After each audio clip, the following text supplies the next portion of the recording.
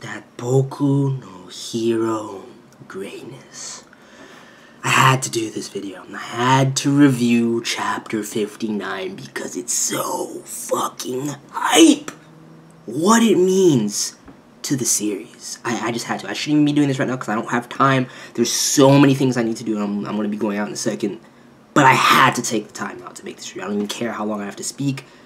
Everything needs to be put on hold because I feel bad too. I feel bad because I've been slacking noticeably on the Boku no Hero reviews. You know, last couple chapters I haven't reviewed ever since, you know, Stain was defeated. I haven't done a Boku no Hero review.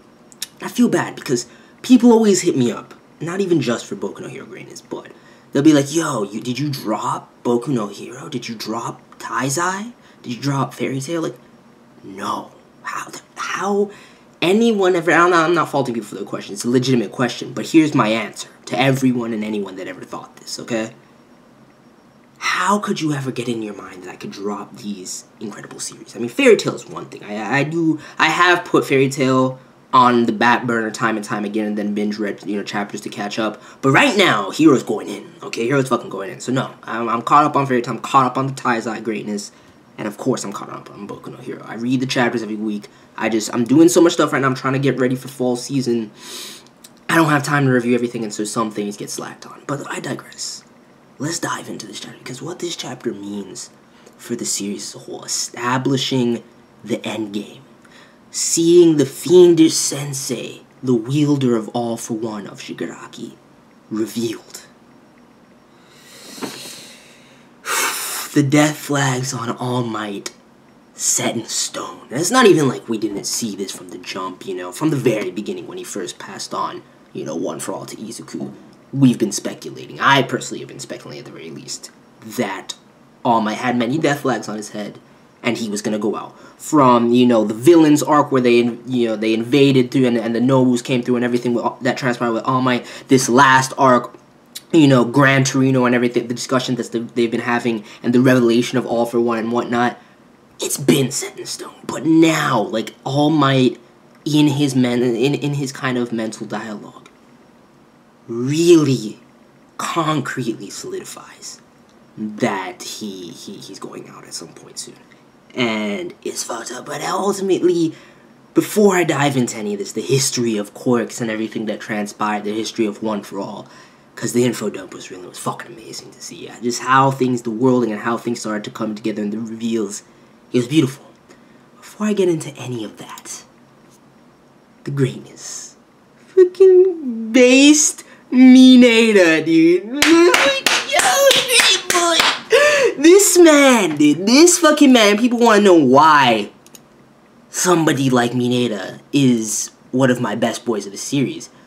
How can you not fucking understand this? The man, yo, we just have to go page by page with the chapter right now. I like the page by page style that I've been implementing recently. I'm gonna do it with Boku no Hero as well, alright?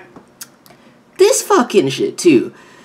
The first page, it has the profile on Jiro and you know, talking about her quirk, the earphone jacks and everything like that, but it also has the straight up analysis of her body. Triangular eyes and easy to draw. Jiro's bust is modest. Jiro's body tone is slim. Jiro's inner being, she may seem cold, but she has a really girly side to her. And then I feel bad for because he's not getting any play from the man himself with the discerning eye, Mineta. So I do feel bad, especially juxtaposing it with that opening. But chapter opens up. Izuku's reflecting on All Might, saying that he needs to talk to him about the story of One for All and whatnot. See everybody talking about their next moves, and my boy Tokiyami and Kirishima, we got everybody just chilling in the locker room and whatnot. And what is it I spy on the next page? But based Mineta, he's like, check out this Shawshank asshole, probably courtesy of our senpais. And you know what's on the other side, don't you? The girls' changing room. I'm like, you based Mineta. Oh my god, dude, he's too real. Ida comes over, he's like, yo, cease at once, Mineta. Peeping is a flagrant crime, dude. Best line of the fucking chapter. I mean, and there's a lot of serious hype shit going on with this chapter. Calm the conversation with All Might, but this right here had me dying. Hey man, my little Mineta's already being a flagrant crime, if you know what I mean. god. Another is too real. He's like, yo, Yosuru's honkers, Ashido's figure, Hagakure's floating panties, Uraraka's bright, beautiful body, and can't forget Asui's surprise Tata. Yo, he just gets poked in the eye.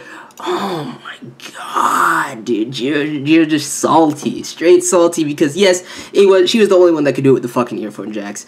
It made sense that she heard him with the fucking earphone jack quirk. It was nice. I like the way they played it, especially giving us this little tiny peek of fanservice, but granted they have time to cover themselves up because, you know, we know they're peeping. It's almost like Horikoshi is trying to showcase, let us all live vicariously through Mineta right now.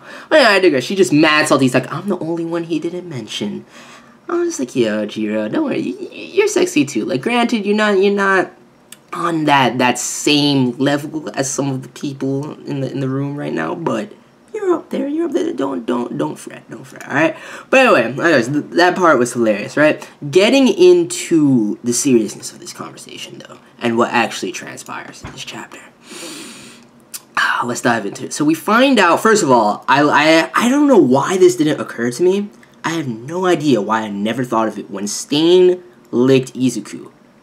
It never occurred to me the possibility that, yo, isn't One For All transferred via DNA? Does this mean Stain has One For All now? If it had occurred to me, I would have been theory crafting and been like, yo, what if Stain stole One For All from Izuku and whatnot? We get the clarification with this that even Izuku wasn't worried about it. That's the thing. And All Might says, I only bring it up because I thought you'd be worried about it, dude. But basically we had the clarification that One For All can only be passed on. Yes, it's via DNA, but it can't be forcibly stolen. The current wielder of One For All has to willingly, you know, give up possession of One For All and will it to the next person. And then if they, to intake the DNA, they get the quirk. So it can't be stolen like that, but you can force it upon somebody. Like, say, for example, Izuku doesn't want One For All anymore, and he doesn't even have to have somebody agree to it, like All Might had Izuku agree to it, and how potentially, you know, the previous successor of All Might that Gran Torino knew and everything like that asked All Might to take it on. He can just straight up go into anyone, like, probably, like, spitting fucking, you know, Ochako's drink or some shit like that, and be like, yeah, I want Ochako to have One For All, and then she fucking drinks it, and she has the quirk. So I like the clarification on that, especially when it occurred to me. I was like, wait a second, Stain licked his blood. Wait, doesn't he? Like, I was like, all right, good shit covering your bases right there, Horikoshi. And even Izuku was shocked. Like, that's the thing. I was just like, yo, even Izuku didn't realize what the fuck that the implications of that. Like, almost like I only brought it because I thought you might be worried about it. But anyway, we get into the origins of All For One, the origins of quirks in general. And it's insane. I knew All For One worked like this. It's a quirk that robs others of their quirks and renders them the user's own. And it's also a quirk that can grant them to others. It's basically the most OP quirk, and it's no way around it. No way fucking around it, right? It started during the dawn of the phenomenon of quirks, when society hadn't adapted yet to the shift. And apparently we get the story of this man who is Shigaraki Sensei, the wielder who is, you know, everyone in the One For All lineage's mortal enemy, and the dude that wounded All Might, you know, beyond repair and whatnot, and who he thought he was finally going to be the one to beat. And we find out about this backstory, everything about his brother. I really don't need to go into it all that in depth like I'm doing right now, simply because it's just not necessary. Everybody read the fucking chapter. But we get that whole thing about how certain bodies that couldn't handle the strain of quirks placed on them by this dude who was using All For One to transfer quirks, you know, would end up, you know, like dolls, just straight up like without the ability to speak or think for themselves, kind of like Nomu. And I wonder what implications that has as to how they're deriving and creating these Nomus. Is it simply, you know, certain quirks being placed on these kind of artificial bodies by All For One? What the fuck is happening? How is it transpiring and working that way? But anyway, we find out about this man having a brother, right, who harbored this great sense of justice. You know, at the end of the day, he did not approve of what his older brother was doing, and he was trying to stop him, but he had no real quirk to speak of. He didn't know he had a quirk. Nobody knew he had a quirk. Straight up, if you want to look at it this way, it's straight up kind of mirroring what Izuku was at the beginning of the series and what he is now as an inheritor of One For All and whatnot. So, definitely speaking to, with this setup, with this backstory, and the foreshadowing that we get through this, Endgame is clear with the series in its entirety. above Shigaraki is the fucking fiendish all-for-one sensei, who it is Izuku's destiny to destroy. So we have that whole thing, but here's what's interesting to me. So the man gives his younger brother this quirk to stockpile power, and it's very vague as to what happens, and whether that was out of kindness or to bend him to his will, we still don't know. I almost feel like the man knew that his younger brother had this other quirk, this kind of useless quirk, this erstwhile meaningless quirk that could only grant itself to another. So basically, the quirk in and of itself does nothing but has the ability to transfer to another person, which makes absolutely no sense without, you know, him getting this stockpile quirk. Because if you're just going to pass on the quirk to pass shit on, what are you passing on unless you actually eventually, you know, inherit another quirk like what happened with this brother? So it's very interesting to see it work that way, and the fusion of the two is what created One for All and has this whole lineage and whatnot. I'm interested in how the stockpiling quirk actually works, and what does this mean then? Because if you think about it, the brother could not defeat his older brother. He entrusted it to the next generation. All Might thought he was going to be the one to defeat him. Basically, if the power was stockpiled over the course of time, then it was the perfect thing. It can't be coincidence. It's the perfect thing to meld with this quirk that passes from generation to generation like that. And I have to believe that this main antagonist, the all-for-one dude, knew about it. I need a fucking name, because I hate referring to him as this fucking Shigaraki sensei all-for-one man, but I digress. He must have known about it, and this is part of his whole endgame scheme, whatever he's trying to do. He's been trying to nurture this One for All, maybe to manipulate Izuku, the culmination of all of it in the end or whatnot. But he's also talking about how Shigaraki is going to be his successor and whatnot. We find out that he's in this destroyed and broken state, which is most likely from his battle with All Might, but it could have been before that. He talks about this regeneration power. I'll get back there when we get to those pages. But what I was trying to say, though, is the stockpile ability, it's perfect for this kind of generational thing, and that must mean that out of everyone, Izuku, you know, coming off of All Might, has the most potential and the most stored stockpile power, and as a result has the biggest chance of defeating this enemy.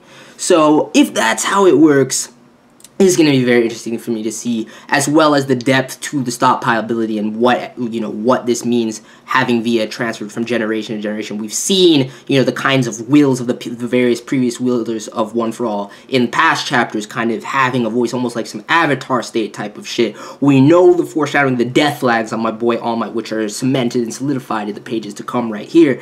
And it just leads me, even though we get a lot of answers about One for All, it's still makes me have a lot more questions as to the origins and how exactly things work 100%, and what the death flag is and all that. Like, how is it that is it simply because once you pass on One for All, you slowly deteriorate as you lose the power and you lose its ability, and it slowly transfers to the next person, then you become one with the consciousnesses of the previous ones before him on that Avatar state shit, and he's fused with Izuku. But then he wouldn't say, I won't be able to be with you at that time. So there seems to be a lot more darkness lurking behind it. And ultimately, if you think about the fact that the brother wanted to manipulate his younger brother and create this kind of lineage of One for All, whatever his endgame is and whatever his purpose with doing so is crazy. I mean, it could be that surface level, like, oh, he just wanted to manipulate his younger brother or give him this quirk to control him in some way. But I really honestly believe he knew about his brother's quirk, and he was trying to create this One for All phenomenon. For what purpose, I don't know, because all it does for him right now is the only source of anything that could possibly beat him. So I'm real curious about it. But that's pretty much the chapter. Overall, we get this solidification where he's like, Izuku's like, as long as you're with me, I can do anything, I can feel it, I know it's true. And you see him in his mind, he's like, you have to tell him. You have to fucking tell him. He's like, I'm not gonna be by your side when the time comes. Done. Just All Might, dude. And we knew this was coming. The death flags for All Might is something that I've carried since the very beginning of reading Boku no Hero last year. Like, when I started reading this series, in the very first 10 chapters, I was like, this man is going to die at some point. And it's coming up to the time that I predicted would happen, so we're almost at time for All Might, man. It's going to be fucked up. It's going to be real fucked up. But anyway, Aizawa talks about this kind of summer break trip on the next page. It's going to be dope. I'm sure we'll get a lot of nice fan service going for it. My boy Mineta, look at me screaming in the background. He's like, yo, the bass! The fucking bass! He's hyped, dude. I just talking about summer break curry, you know, Asumi wants the fireworks. It's gonna be dope. It's gonna be dope. It's gonna be a good time. Talks about if you fail your exams, you know, some remedial shit. You see Kirishima lashing out and whatnot. I mean, I wouldn't be surprised if he gets left behind.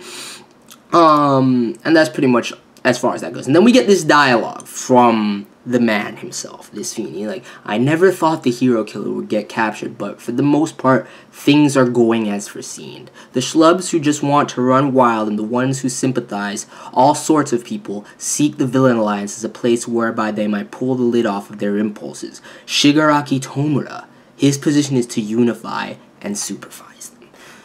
Dude, wonder if the kid can do it is what this fiendish doctor in the background says. And it's all silhouettes and no clear kind of depiction of any of these people. I think things would be really proceeding if you had stepped in earlier, Sensei. And he's like, if that's so, then patch me up faster, doctor. If only I could lay my hands on super regeneration 5 years sooner. And that's, I don't know if this is something with the translation or what, but he says it in the present tense as if he knows the future and he knows he's going to get super regeneration, but it hasn't happened. If only I could lay my hands on super regeneration 5 years sooner, which this leads me to believe that he has a quirk to see the future, and he knows in the future he's going to get this super regeneration quirk, and it's just not happening in the timeline of his plan, so he has to change his plan around. He has the doctor fixing him up right now, whatever. And I don't know if that's the translation error or whatever. Maybe he has it, and he's trying to, he says it was a disappointment of a quirk, meaningless after my wounds heal, though. So, I don't know if he already used it, and yet it just wasn't enough to actually come to fruition. And then it makes me think of Recovery Girl also, and if that's, you know, death flags on her head, if he steals Recovery Girl's quirk or something like that. I don't even know. I have no fucking idea what that means, but there's a lot that you can glean from that either way, and it just adds to the mystery of this fiend, right? It's fine, though. I'll let him do all the hard work so that he may become the next me, which I don't know if he can pass on or give him the all-for-one quirk inherently, but I doubt this man is trying to do that. And you see the panel, dude. This fucking panel. He's twisty, he has the tubes like all up in him. This burn scar just straight up all over his face, which almost makes me feel like he encountered Endeavor or some shit like that. But I seriously doubt that. But I feel like any damage he has at this point is a result of All Might, or just in general his previous battles with the One for All quirk users. But anyway, he says that child was born warped enough to do so. The evil among evils awaits his time of awakening. You'll do well to rejoice in this farce, this transient peace while you still can. All Might. Dude. The endgame boss has appeared. Shit's about to go in. I've taken way more time than I had for this review, but I had to do it. Boku no Hero reviews, I really need to try and make them more consistent, but we'll see what happens come fall season, because right now, what's been happening with summer season, all the stuff that I'm trying to do in preparations for fall season, and just different stuff that's going on in real life, it's been hard to keep up all the chapter reviews that I want to do, and that's what I've had to cut from the channel is chapter reviews, simply because while except for the ones that I really have, like One Piece, Tokyo Ghoul, I can't sleep on those. But I mean, it's easier for me to just read Taizai, read Boku no Hero, read Fairy Tail, not sit down. Same with Magi, same with, you know, Bleach. Nah, I'm some 15 chapters behind on Toriko. I need to binge because I've heard it's been crazy right now. But ultimately, I would like to be doing more chapter reviews than I'm doing right now. But it's really just time constraints. So hopefully going into fall season I can work it out so that all the chapter reviews that I used to do are just back in full effect. But we'll see how it goes. Let me know your thoughts on this chapter, and I'm out. Peace.